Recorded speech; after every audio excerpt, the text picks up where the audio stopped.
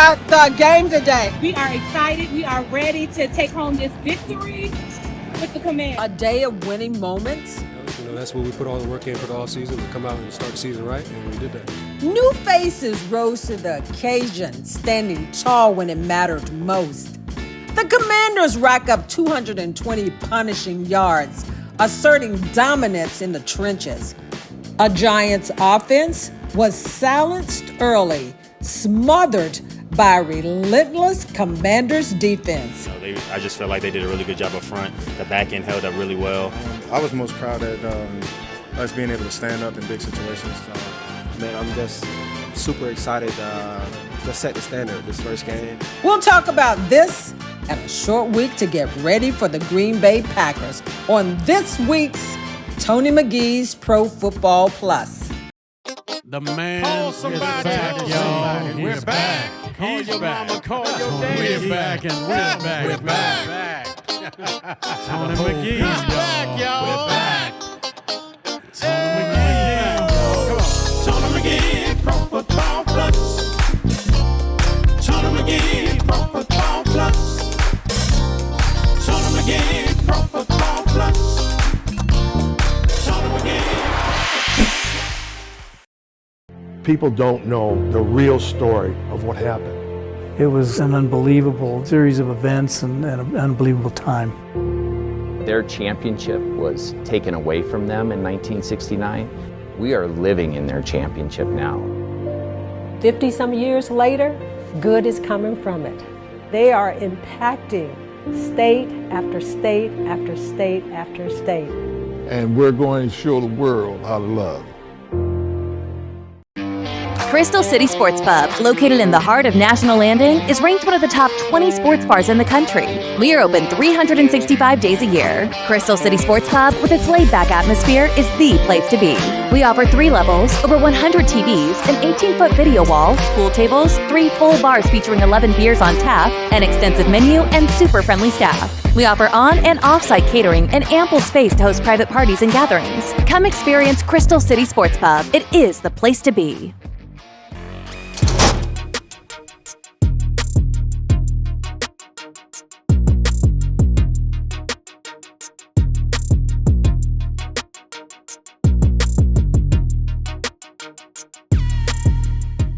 Welcome to Tony McGee's Pro Football Plus. Now, if I look a little bit giddy, that's because right now I'm happy. I had an opportunity on Sunday to feel the way we felt 50 years ago. Felt like you could play a good game. You watched the team, and each and every segment of the team did better this time.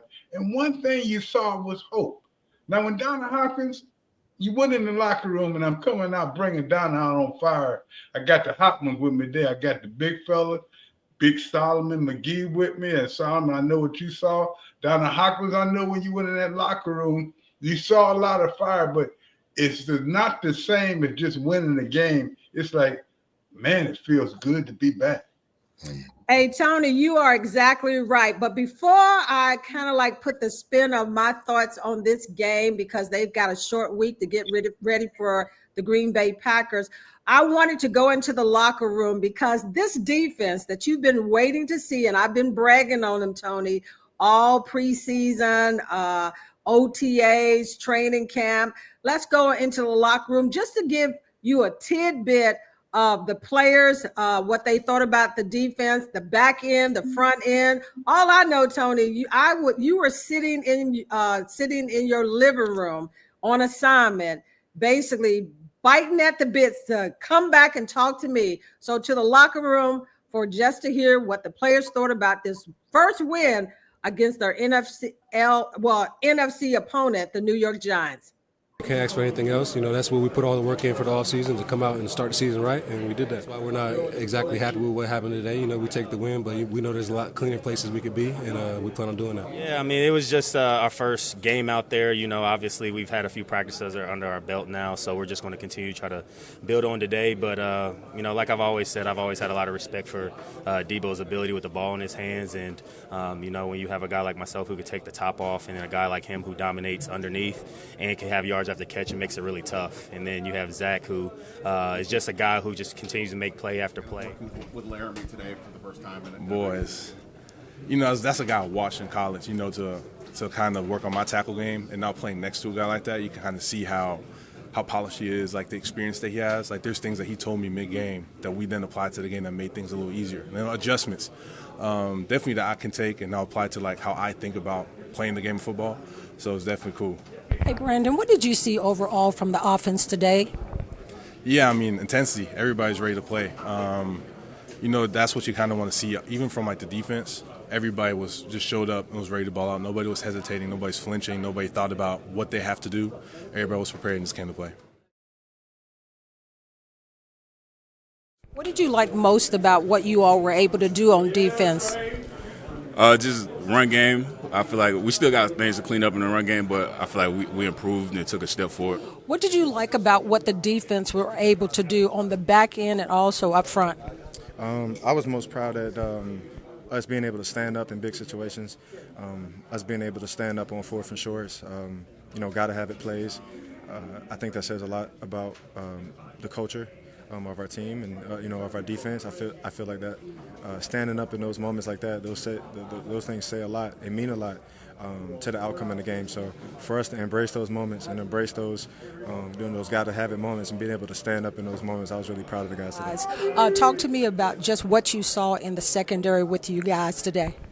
Guys just went out and did what we know we could do. We've been at this stage since April, man, just continuing to build, continuing to get better every day, and knew the opportunity was going to come eventually. And, I think all the work we put in really just came to life today. So I'm not even surprised about the plays guys was making, how hard the D-line played. Like, we've been doing that for so long. Like, it was really just time to go out there and put it on display.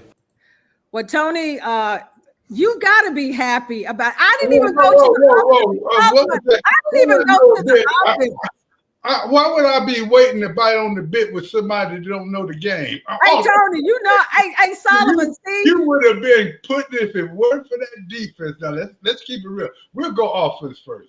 Hey, Tony, but I was giving you a little credit. I was giving you the love in the beginning about the defense. I tell you what, Big Though, I hit you on the defense. But one thing I'll ask both of you, and let me ask you this, though. One thing we saw, and they did on the offensive line, they traded for 2 guys. They got 2 nice ones, and we saw one guy, he played pretty good. One guy had a little rough day, but you did see an improvement in the running game. You had the running game, and you do always have that fear that if you got a smaller running back and he's not one that did do the whole game, how long can he last? And you always have to have that game breaker in there. Wide receivers, you can't drop the ball. I tell you now, Sam Debo, when he came in, he could do everything. What they got to do is get their wide receivers going and keep that quarterback from running. But Solomon, what did you see with this offense overall? Pops, it kind of took me to a throwback of the Joe Washington days and the John Riggins days, where I would see Joe Washington light them up with speed. Then I would see the Riggo power them through. I think that's what I call him, JCM. AKA Bill. He's going to bring that fire and that fastness, but then I think Eckler, and then you have Rodriguez when he gets back, they're going to bring the power. Then with Debo, he's a whole nother threat. I'm going to be honest, he's a LeBron James of the team. He could do it all. Let's just be honest. If LeBron needs a rebound, he'll rebound. If Debo needs a run, he'll run. If Debo needs to catch, he'll catch. He's even doing kick returns. So it kind of reminded me of back in the days, Dad, when we had something going on with the Mike Nelm days and your days when I did see a running back combination of fast and power. I tell you what, now down there, as you look at it, and the one thing about it, you've been a pretty good offensive thought person about the offense. When you look at this offense, do you think they made all the right moves this offseason? Oh, Tony, absolutely. So I'm going to start up front with the offensive line. They brought in a couple of people, Laramie Tunsil. Yeah. Look, I got Laramie Tunsil. Let me get it right. I mean, they did such a great job that I'm stumbling over his name today. But Tony, I think that the offensive line, you start there. I paid attention during the off season and the training camp. My focus was on the defensive line and the offensive line. And the fact that Brandon Coleman, second year, Josh Connolly, first year, and then the other guys across the offensive line. That's where you start at, because when you look at the way that offensive line blocked, they had 220 yards rushing the ball. We talked about that we hope that this is more balanced this year as far as the running game to the passing game. And when you look across the board, it was just that they had 212 passing yards, 220 rushing yards. But the only thing that I probably was disappointed on offense was the amount of penalties that they had. But you all have talked about the Deebo Samuels and what he adds to this offense this year. But we haven't even talked about JD5 and what he did. He ran the ball, had 68 yards or so, but he kept things moving. You could tell that he hasn't missed a beat, Tony. He's just gotten better this year at orchestrating that offense and the weapons that he have on offense. They didn't get everybody involved as far as the passing game. There was some drop balls, but this was the first game. And I'm always looking at the first game, Tony, is one where everybody is still trying to put the pieces together because they didn't play much in the preseason. But Tony, what was your thoughts on overall what you saw? Because the penalties to me killed them. Well, and the penalties were on both sides of the ball. And one thing I did see in the beginning was they were playing on Washington's side of the ball at the line of scrimmage, but that stopped. I watched them, and you got to give credit to that defensive line. They got a lot of people, and we'll talk about them in the next segment, but they really played well. But if you look at that whole offensive line, they started to be more aggressive as well. That's what's important about this right now. I'm just afraid that you do not have that game breaker running back. And Solomon, you tell me this. I love that quarterback, but every time he touches the ball and run, I'm afraid. Well, Pops, the good news that you need to hear is the young man now has put on 15 to 20 more pounds of muscle. So I'm afraid, but not as afraid as I was last year when he was 20 pounds soaking wet. So I just feel like, and I watched him today, he's actually learning how to get down. So I saw a couple scrambles he made. Instead of trying to stretch it out, he knew how to get down. So I feel like that's just part of it. And I think that's what makes him gifted, Pops, is he actually knows the balance of when to turn it on and turn it off. Unlike a quarterback we had here before that were number 10, not going to say no names, but that's why he got injured, because I felt like he did not know when to run and when not to run, where I think this kid picks that up right away, Pop. Yeah, he does do some very good things. And Donna, you know, we don't have a lot of time in this segment, but I do want you to tell me what facet on the offense improves the most, even if it's just the quarterback. Tell me which facet do you see that is going to be the leading facet, as we had the Hogs. A lot of people talk about the Riggins and the running and the Joe Theismann, but that line up front kind of led that offense for that whole year. Which segment do you see doing that this year? And I know we're getting ahead of ourselves. We're only talking one game, but one thing about it, every game is a big game. Hey, Tony, I saw balance. The thing about this offense this year is they're more balanced across the board. When could we say 220 yards from the running game? I thought that Kingsbury called a good game, but I think the Commanders are balanced across the board. They got the wide receivers in Deebo, Terry, Noah Brown, Jalen Lane. So that you got different pieces right there. And then Zach Ertz. So you got multiple weapons in the passing game, and then you go to the running game that we wanted to see get better. Eckler, you got him, number 30. You got Jacoby Crosby Merritt, aka Bill Rodriguez, when he gets in there, and Jeremy McNichols. And then I've already talked about the depth on that offensive line, that you can have interchanging parts, where Brandon Scherf played a position last year, and he switched back to his his main position. So they can switch across the line. So it's balanced, Tony, on this offense. And JD5, all of them makes it. This is the first time in a long time that I could say that they have balance across the board on offense. Well, we're going to take a short break right now, but when we come back, we'll talk about the real reason that this team Yeah. defense. Yeah. Defense. We'll be back in a moment. Hi, welcome home. It's Michelle Van Allen from Van Allen Real Estate. I am over 20 years experienced in this real estate game. We all know that right now this market takes an experienced agent to get you what you need. All of you sellers, if you're considering putting your house on the market, please give me a call. I'd be more than happy to sit down and talk to you to find out where you place in this market. Hey, you first-time home buyers, remember, right now is the perfect time. It's a buyer's market to get you into your first dream home. Hey, you investors, this is an amazing time to invest. If you ever thought about it, give me a call. We can talk about it. We can talk about specific properties that are on your radar and mine. Give me a call. I'd be more than happy to welcome you into the Van Allen Real Estate team. I look forward to talking to you soon.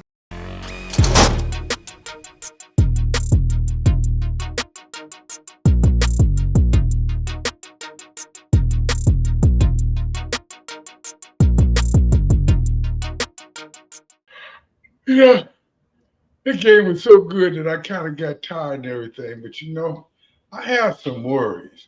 And a few years ago, we used to go to the couch. Now, Donna Hawkins was there, and I think I need to go to the couch. Donna, come on. Where are you? I need your help right now. Yeah, I'm here, Tony. That's right. Oh, you know why you don't want to be here? Because it ain't about the offense. It's about the Tony, defense. I gave you your love. Don't try to rub it in. Hey, you do that one time out of 25 years. What am I supposed to do? Hey, Tony, but you know what, Tony? That defense played the pass rush. I told you during the preseason that the defense bringing in those other body Javon, Kinlaw, Goodman, in the secondary, Will Harris, all of them. I told you that the defense was more physical. They were more big. They were more lengthy. Coach Quinn talked about that. But Tony, Daron Payne is a guy that we got to give him some love because the way he played against the Giants, this is the best I've seen in a long time because he was taking people double team on and throwing them out the way, batting down balls, and all of those things. What did you see basically that you really enjoyed about this defense? As you say, Payne is something we haven't seen him do in a while, but he was tremendous on Sunday. At the same time, one thing I saw about this defense is the quarterback of the opposing team never got outside the box. Would that be a Russell Wilson? Yeah, he couldn't run out of sight in a week anyway. But at the same time, the quarterback was contained within the body of the pass rush. That was important. And then the last thing I saw was these guys aren't superstars, but they're disciplined. So what I saw is a lot of hope. But the one thing I'm worried about and why we're on this couch, we can't let one game define what we think they're going to do. They have to get in better shape, even though they're in good shape. They have to be more prepared for each scheme and what people are going to do, because people will take what they're doing and they'll kind of work on their weaknesses. I watched them. What their weakness was early, they weren't getting off the ball. Later they were. Then a little bit doing it when they had a big drive, I said, okay, what's happening? They got a little tired. So what I'm saying is those. Well, they was on the field, Tony, a long time when the offense get overexcited. We got what, 16 games left?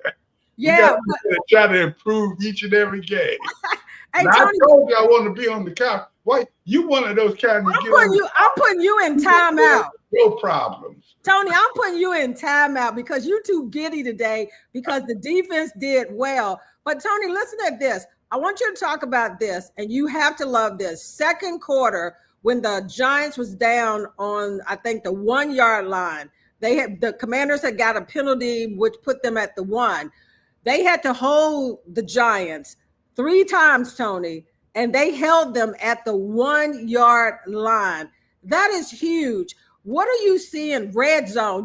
Before they'd have been in the end zone, but you've got to love that particular series when they held their ground as far as they couldn't get nobody was open, and they basically shut down the Giants as far as the run defense to me was really good this week.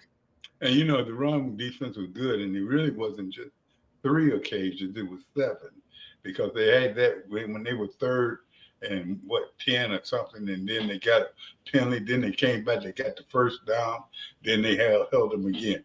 That was big. Anytime you can hold a team within the red area after they've driven on you, that takes a little bit from the team. But if you look at it, and I think you're going to talk to Big Solomon about it, one thing we saw down in that 20 and in, we got some big guys down there that can block some holes, and that's what they did. Anytime you can keep a team out of 2 first and goals on the 3, you can be doing something right there. And it has to do a lot with the personnel. Well, I want to hear from Solomon, so we bringing him, and look, we going off the couch because you just too excited this time, Tony, and bringing Solomon. He ain't scared of you. He gonna say the same thing. Let's go. Yeah, Solomon. What I'm curious to hear what you saw from that defense, because you got to love what they did. They were aggressive, but it's the secondary with what I was impressed with. They couldn't even get any balls, and Neighbors, you didn't even hear his name much. As much as, I got to say this because Mr. Clark is not on the show right now because he's probably doing something that, I don't know, what does ballers do that in Vegas? I heard his limousine was on the left. Somebody saw him on the left side, on the other side of town. All right. He's supposed to be on the way here. So, but I'm going to get this off before he comes, but I really feel like as talented as our offense this year is going to come down to defense. After what I saw within the first 2 days of the NFL, especially within our division, it's going to be a gunslinging contest. Like, let's just think about it. The other day with Philly and Dallas, it wasn't too many stops. The fact that it did end up 24-20 and the game kind of just mellowed after the weather. But I looked at today, and this is what I wanted to see today is who's going to be able to stop somebody in our division. We all have a lot of scorers. Everybody can score, like they say in my neck of the woods on that 94-54. You can score, but can you stop your guy from scoring? So that's really what I wanted to see today, Pops and Donna, is how is our defense going to be in a division where everybody could put up at least 24 more points. So the fact that we held them to 6 today, that let me know that we're looking good. And I ain't gonna lie, Dad, there's some big boys across that line now. I was looking at the size of Wise. I was looking at Kinlaw. We have some people now, and Pops. They was using technique.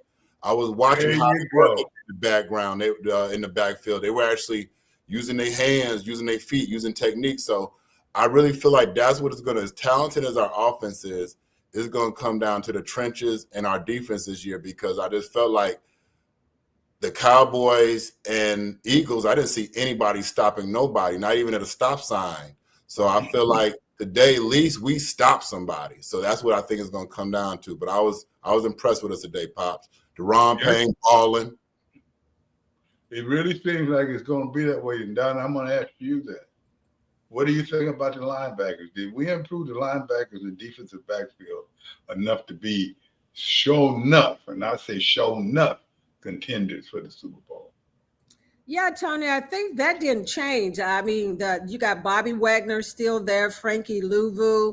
You got your 2 main guys, and you've got Jordan McGee that they're going to try to get on the field a little bit more. So I think that they're solid as far as their linebacker play, because if you notice, the tackling was so great in the middle of the defense that the second tier, as far as your linebackers, they just stayed in their lane. So I'm sure that you're happy about looking at people stay in their lanes, trusting the other people. But I just think beyond just the linebacker, your safety position is so solid. Also, Quan Martin almost had a pick. You got Will Harris had some knockdown balls.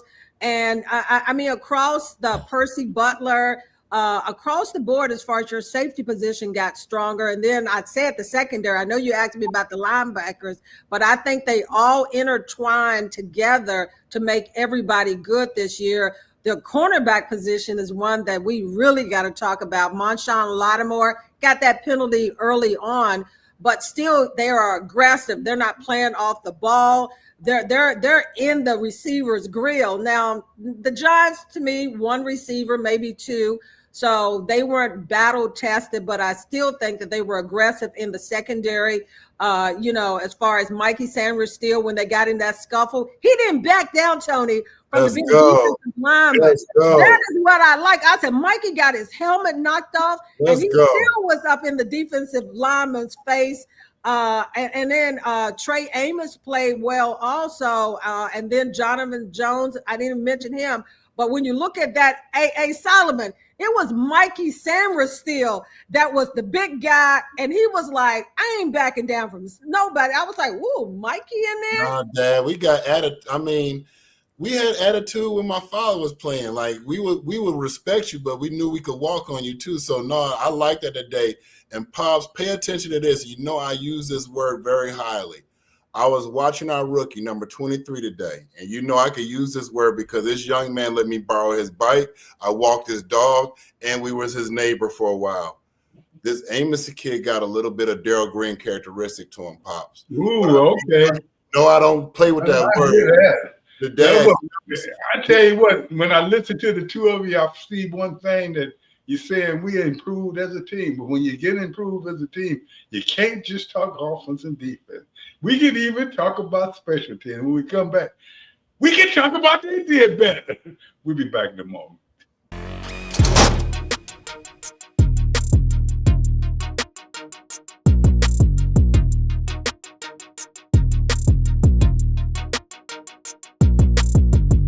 When I left, we were talking about special teams, and a lot of times when we're referring to them, we say they're not anything special. But this week, we can say they were very special. They kept the momentum, they kept field position good, and they kept the other team from getting in the end zone. Therefore, you look at, we had improvement on all three facets of the team. Now, as I know, that doesn't mean you're going to the Super Bowl, but it means one thing: you have something to look forward to. But the only thing that's bad about this is we went around the league. It was a lot of teams that improved. Mike Baker, welcome back. And that's right, ladies and gentlemen, you heard it. You heard that Mike Baker came off. He just, was that an Emmy or what did you win? And you came back to us. I mean, I just want to thank you for quitting the industry and coming back to us, Mike. And if you were just gracious with NFL news right now, man, that would be so good. Mr. Emmy. Thank you, Tony. It's great to be back because I was bored and I was broke and I was back. And speaking of the past, when we're talking about the Washington Commanders, they've been dubbed the oldest roster in the NFL. The average age is 28 and a half. However, did you know the average age of the 71-72 Super Bowl Redskins, who were known as the Over the Hill Gang, was 31? The Chiefs' Xavier Worthy could be out for an extended period of time with a shoulder injury suffered in friendly fire during the Chiefs-Chargers game. Travis Kelce was pushed into Worthy going full speed. Now, this will take the top off the Chiefs, who now have no real serious deep threat. I think I would have Kareem Hunt, who's probably the second fastest guy on the team, start running wide receiver patterns this week. Wide receiver Rashee Rice won't be back for 5 more games either. The Chiefs are in mortal danger when it comes to the Eagles this week. It was reported this past week that the Packers tried to reel in Bengals' Trey Frederickson. Talks languished, and the Packers secured Micah Parsons instead. Team sources seem to be quite happy with the way things turned out. Frederickson will be a free agent at the end of the season. However, if he has the same sack total of 15 this year as he had last year, I think the Bengals will franchise him. The Titans inked safety Amara Hooker to a 3-year, $48.6 million extension. The Browns signed second-round pick Keyshawn Judkins to a rookie contract. He's been facing some legal difficulty, and he still may be facing some disciplinary action by the league, but they say he's going to start this coming week. The Broncos signed quarterback Sam Ehlinger He's got a strong arm. That was probably a pretty wise move. The Vikings will be missing their prize left tackle, Christian Darrisaw, with a knee injury versus the Bears. Oh, my. And the Eagles waived offensive lineman Kenyon Green. Washington practice squad, another offensive lineman, couldn't hurt. Tony, that's pretty much it for this week. I'm sure there will be things that will be breaking later on in the week, but we'll catch you up to date next week. Boy, that's good looking out, Mike. And I tell you what, that tells me a lot. A lot of injuries in the first week. So that tells me that players aren't in the condition that they need to be right now. And right now is when you got to work your hardest to make your move and get in position to go to playoffs. Good looking out, Mike. We're kicking around now. Have Donna Hawkins got fired off our show yet? Did you hear any of that? Is any of that happening? I'm always fired up, Tony. I came. I'm blazing. You can see the heat coming off of my head. That's how excited I am. As the Commanders, Tony, have a short week to turn around to face the Green Bay Packers. Well, you know what? Let's get away. We went to NFL news. Let's go move a little bit different. I know a lot of people, and for everybody that's wondering, we had told you that this week we was going to have another interesting message pertaining to the Black 14 and how many people we fear and everything. We had to put that off, and we will be doing that in a week or so. But we also felt like this.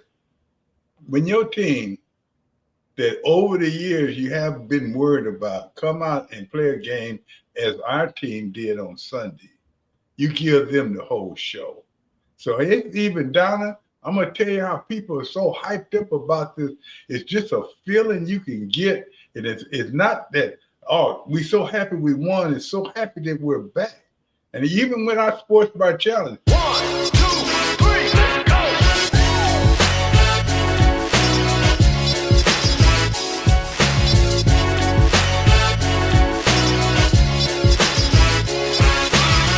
We got to talk about that, Donna. Let me tell you what's happened this week. We got teams in Texas, and we really got to get some of our people up here, because if we let Dallas win the Sports Bar Challenge, man, that's going to be embarrassment. We got people coming out, and what's so nice about it, a lot of them are people that was on the Sports Bar Challenge 5-10 years ago. And I tell you, when you look at what we're trying to do with that, we're trying to make all our people here not just enjoy the game, but also be an investor in it. And that's what these are. Show them how much you want us to win. Show them how much that Sports Bar Challenge. And Donna, you take care of it.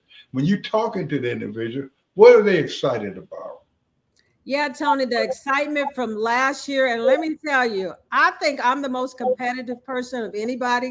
But in that Sports Bar Challenge last year, well, let me just go back. Erase, not the Sports Bar Challenge. It's our Sunday and Monday night sports challenge. That's what it is. And anybody can get into this as far as this challenge. And it's simple.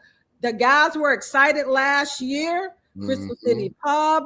You can see on the screen right now the restaurants and the businesses that were a part of our Sunday and Monday night sports challenge. And guess what?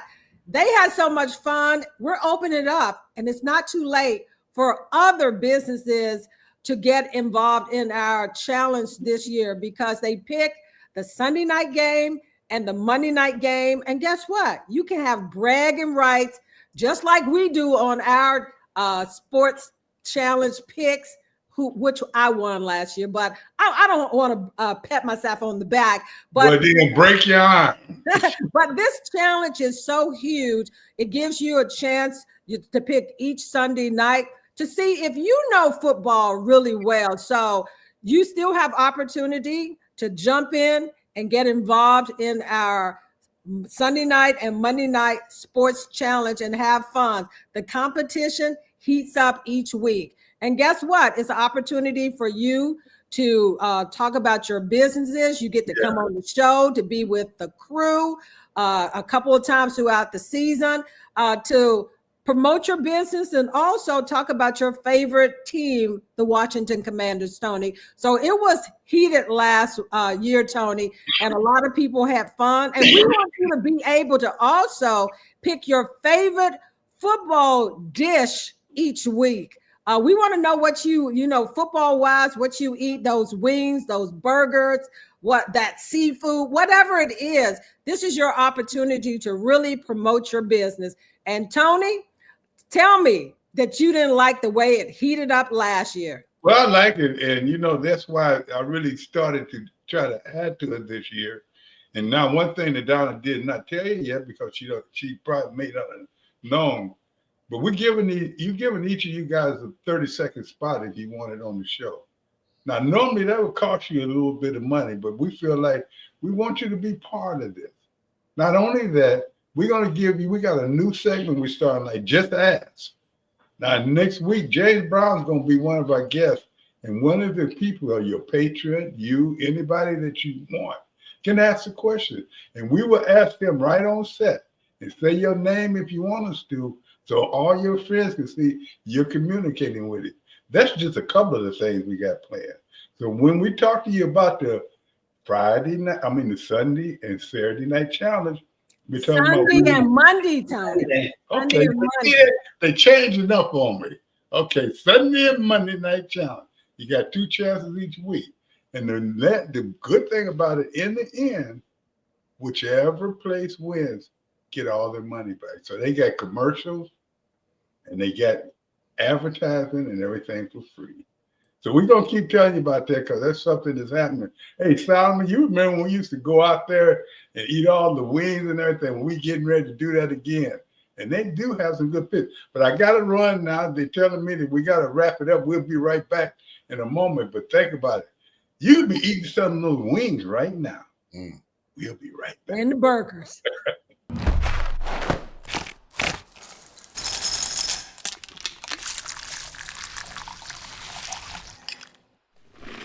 The one-of-a-kind joy of Kellogg's cereal and ice-cold milk.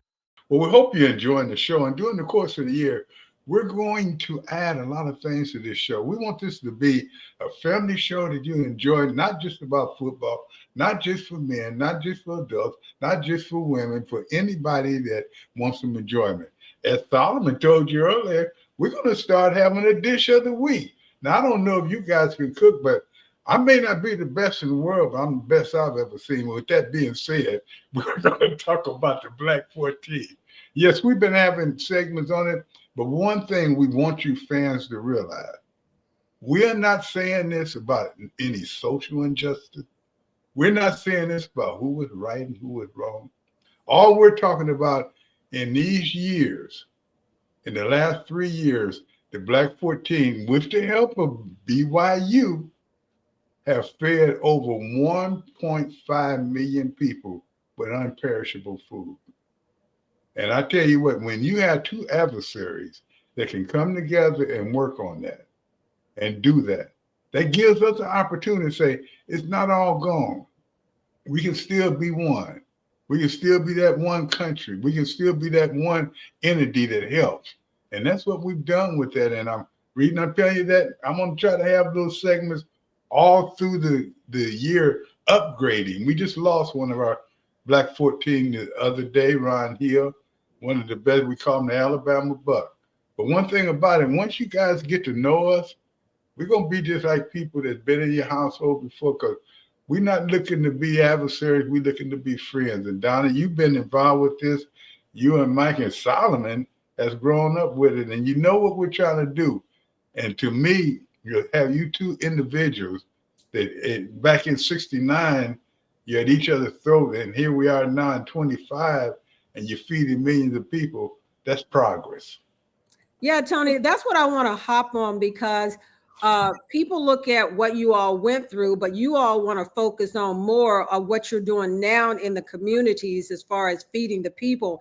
I know that I was involved in the local area where during the Thanksgiving holiday and so forth, you all ended up feeding a lot of people throughout the DMV. But I wanted to talk to you and ask you about what is the thing that, like I said, you all want to, have these initiatives where you get back out in the community. But for you, what are the main things that you want to do for your local community, even outside of what you're doing with the Black 14? What are the things that burn to you, those initiatives that the Black 14 can be involved in? Because I know it's important for you all to move past what happened to you to impact communities now. Not any longer, Donna, because that happened to us back at the time when scholarships were on $8,000 for a whole 4 years and different things, but that meant a lot to us. So we were angry about them when they took our scholarships and some things were unfairly done. But one thing, if you think about it, and they have a good friend of mine, Al Simpson, and his soul rests in peace, but he used to always say, if you contain hate, hate will destroy the container it's contained in. And that's why, at this point, we don't have time right now to be still mad. It would be, for me to still be mad at something that happened back in 1967, that means I got a shortcoming somewhere. So what we're trying to, 69, I went there in 67. If I still talk about what happened in 69, that means what am I doing with the rest of my life? I'd rather be talking about how two individuals, a school system, and not just that school system, they blackballed us around the country, how now we're working. We even have worked with people overseas. We are feeding people. You ask me, what would I like to do? I would like to help the education. I'd like to help everyone be fed. And I like to see us get back together as the strong country we used to be. And the only way that is going to occur is if we work together. So that's why when you hear us talking about the Black 14, we're not talking about that to point a finger or say who's wrong, who's right. All we're saying is come on and help us. Because we're going to make this thing work and we're going to help people. And when we say helping people, we don't go with no color, no races, no places. Where we've done reservation, we've done neighborhood, and we've gone out where rich people live and found people that needed food. It's all about need, not about greed. So as you talk about the Black 14, you guys, when people send me autographs, I tell them now, don't try to pay me for autographs. That's simple. Donate so we can keep helping people. And if we listen and you listen to things for the Black 14, it may be something you can do to help us. But we want you to know one thing. This is not against anyone, any color, any person, any country. It's about us human beings, what we want to do. And that's what we've been working at, and we will continue to do that. Well, Tony, I got to throw it to Solomon because he was living some of this as he was growing up as an older adult, as far as seeing what you went through, some of the, and getting over what you went through and seeing the impact. What resonates with you mostly, Solomon, about what your dad and the Black 14 are doing even more so now? One of the biggest things is Dad taught me through this is like I was angry a lot as his child, but he showed me basically through triumphs, you could be the difference. I've gone through things and so has my father, but just hearing those stories that he went through and the things that that the rest of his players went through, the other 13 players, he also showed me forgiveness. And I've just watched him. My father's always been a helper, but just through the Black 14, I watched him actually forgive people that still may not like him to this day.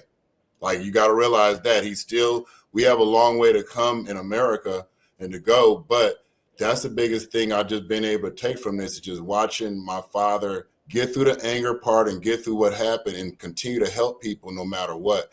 And actually, instead of being a problem, I just watched my dad be the difference. So that's just what my ride has been with the Black 14.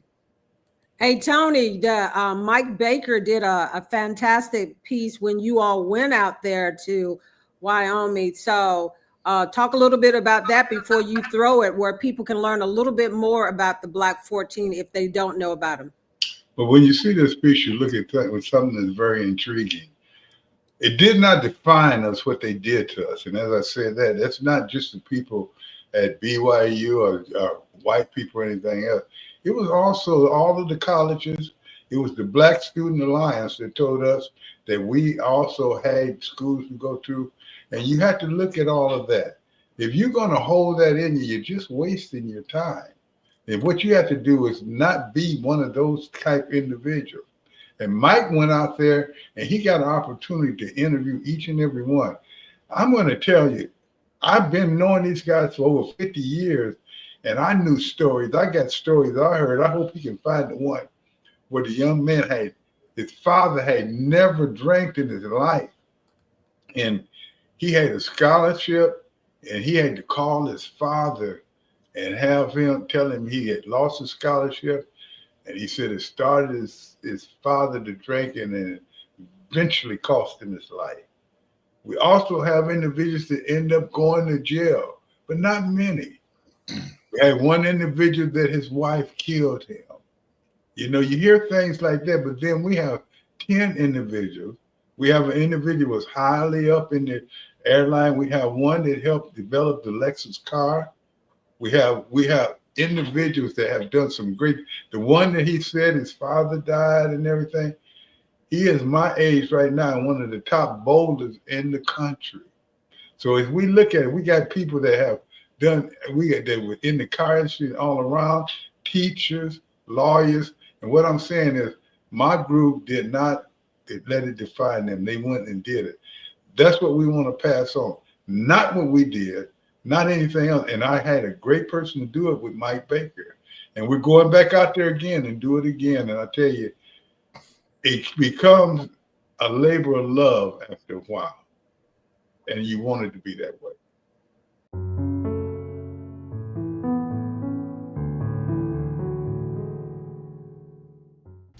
Welcome back to the show, and as you know, this is the Black 14 kicking it.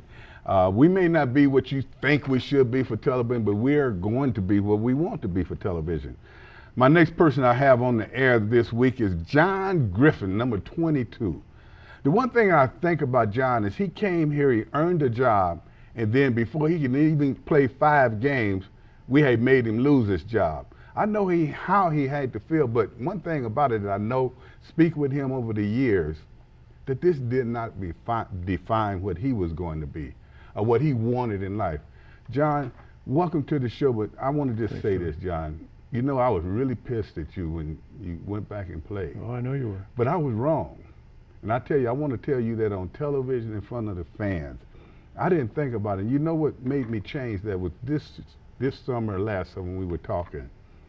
And you said, you went to your father and you didn't know what you were going to do. That's very true. And that was such an empty feeling for me as well, because it made me go back, because I had to call my mother on October 17th. Now, my father had died the year before, and tell her I didn't have a scholarship. Tell me your feelings with the Black 14 thing, and really because you was having a great season. Yeah, you were great. leading the team in reception. True, that's very true. And all of a sudden you were out of a job. Well, you know, I think everybody has a similar feeling. A feeling of anger, a feeling of disappointment, a feeling that, and what Eaton said that day to us, how dare him? How dare him try to define us? And what resonates with me out of everything he said to me, and it made me angry, and I didn't show it that day, and I didn't show it for years. But what made me angry that he said, he referenced 2 black colleges, Grambling and Southern. And he said, you guys, these are the only schools that you can go. Basically, he said, these are the only schools that'll take you. Well, I took that affront on our character. You don't think we're good enough to play at the white schools? Mm-hmm. How dare you say that? In other words, he did us a favor. He did us a favor. He really did us a favor. But we were 4-0 at that time in the Sugar Bowl looking at him. He did us a favor. He did us a favor, and he did an injustice to the University of Wyoming because he killed the program for over 10 years. Yes, he did. And he did a foul thing to us. For those of us who could have made the NFL, along with you and Joe, we became angry people. We became militants, malcontents. You can name all the labels that you could put on someone. We were labeled that we weren't. Even though we weren't those people. That's right, and we weren't those people. But everybody bought into those labels. Do you think if they wanted to because they love eating that much, or they love the football, or it just was the nature of the state? Well, knowing the state of Wyoming like we all do, all of us know, is that they loved Eaton because, you know, Wyoming is cowboy football. And, you know, people line up coming into the stadium at 8 o'clock in the morning to see the Cowboys play.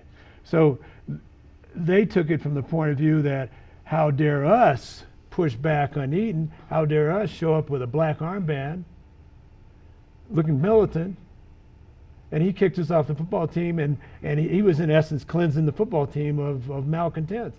What he failed to realize, and the population failed to realize, is that we were none of that.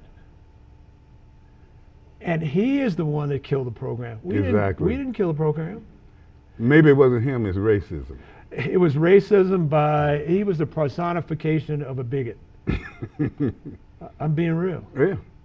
And so this guy thought he could get away with, he's going to put us to curb. And then they're going to win the rest of the season. And then they're going to go to the Sugar Bowl without us. Let me ask you something. All those years that you played in the NFL, if any NFL ever kicked off 14 of their best players, and 8 out of 14 were starters, how successful are those NFL teams going to be? They kicked off 14 coaches rather than to do that, and that's what should have happened here. That's exactly right. You know, one thing, and I'm going to ask you this. I've never asked you this question, even though we've been talking a long time about this event that we're hearing now, 50 years of courage. Yeah. Was there any time, and I'll start off by saying, let me tell you this. I did have this moment after this happened, when we were off the team. My mother couldn't afford for me to go to school. Mm-hmm.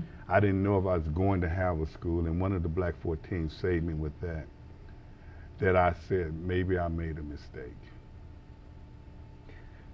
So you're asking me whether I felt the same way I made a mistake? Yeah. No. I stood up for what I believed in. Exactly. And I, you know, a couple of years ago when we were in Orlando and the question came up, would you do it again? You remember that? Oh, yeah. And we said uniformly we would do it again. Now, you and I talked back, 30, 35 years ago? Our first talk. First talk. And that was in mid to early 80s, right? Mm-hmm. And the question came up, would we do this again? Yes, we would. Mm-hmm. But I remember you saying to me, we probably would have done it a little differently. There you go. And I suspect that differently would be, we'd reach out to white players, just like at the University of Missouri with the black kids who stood up, and the white players jumped into the pool with the black players, right. And the coaches jumped in the pool with them, mm-hmm. and they were all unified. Well, that may have been the case, but we chose to stand up as unified brothers to do what we had to do. John, you went back. I did. I know you felt like you had nothing else to do. It's true. But tell me your feelings when you went back, and you told me a couple of stories. You know, I know it, and you know you did right, but you had to eat your pride because you know you wanted to get an education. And I do, when you finish telling me this, I want you to tell me about your career, because I want that from each guy. No matter what you did, you're here today, so that means you were a success. That's right. But was it any time when you went back and you told me that horrible story, which I'd like for you to tell the fans, where the coach made you get up in front of a team Oh, yeah. and was giving them the autonomy to say yes or no. Say yes or no. Yeah, I'll give you, and you know the history, and I'll certainly share this with your viewers. I was a junior, and one of the concerns that I had was if I transferred out of here, would my credits transfer? Didn't know that. Would I ever play football again? Because back then, and I think that's still in play today, would I be able to play again? I didn't know that. And if I sat out, would I be willing to play again? I don't know. So I looked at those options. Where would I go? And I had called one of my coaches, one of my former coaches in LA, and he had heard about it. And he said to me, he says, if you desire to come back to the city, we will find you a place to land. I never called him back because I had to figure this out for myself. And I called, and you know this, I share this with you. I called my dad 2 months after the fact. And it was a twofold conversation. One, I was checking in with my parents because I hadn't talked to him about it. He knew about it, and he picked up the phone and I said, "Hey, Pop," he says, "How you doing?" I said, "I'm all right." He goes, "You all right?" I said, "I'm all right." Out of the same breath, he says, "What are you going to do?" I said, "Pop, I don't know. I haven't made that decision." And out of the same breath, he said to me, "Tony, I know you're going to figure it out." We hope you enjoyed the show tonight. Next week, we start our picks. Now, we know we have the sports challenge going on with outside, but we got an inside job going here. It's going to be tough. But one thing we want you to do is enjoy what we do and let you know that each and every week, we're going to try to improve. We're going to try to be better, and we're going to try to make the world better. With that being said, everybody knows, and thanks Donna and thanks Big Fella for being here. But one thing we never say is goodbye. We say in the minute.